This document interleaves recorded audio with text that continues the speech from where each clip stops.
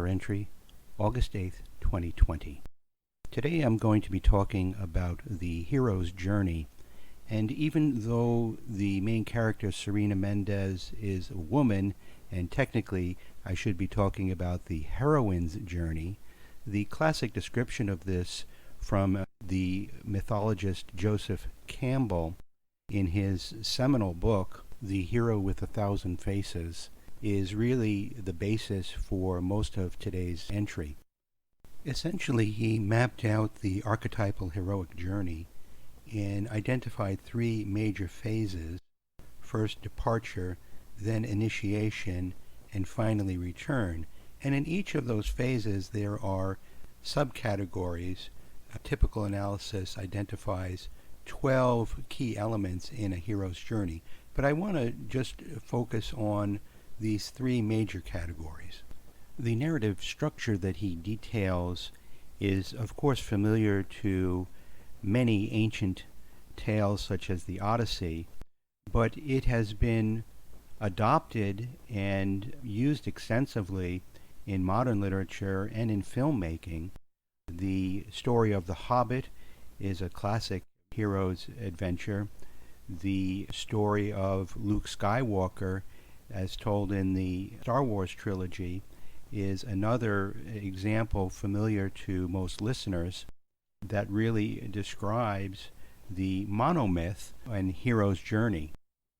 While I don't want to give away any spoilers with respect to my book Serpent Rising and Serena Mendez's hero's journey, I will use examples that I just referenced to help you understand these three parts of the narrative structure.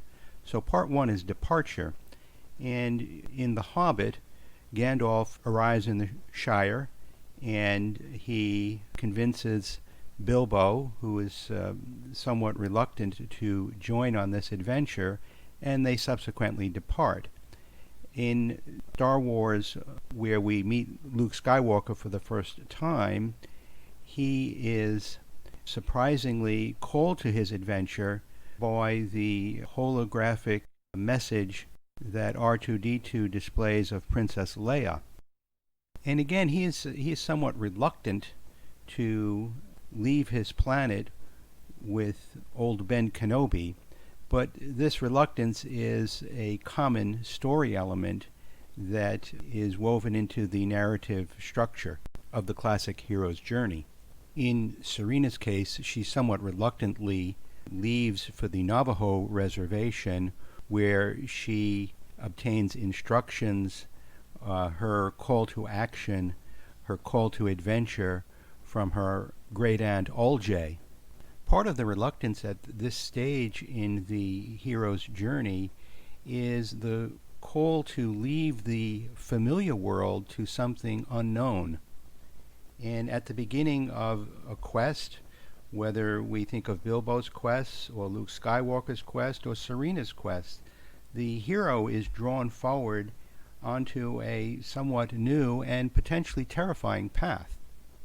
The main substance of the adventure occurs in the initiation phase, where typically there are a series of trials and at times misadventures and steps taken to move towards the end goal, which is to be transformed and empowered in some fashion as a result of this initiation phase.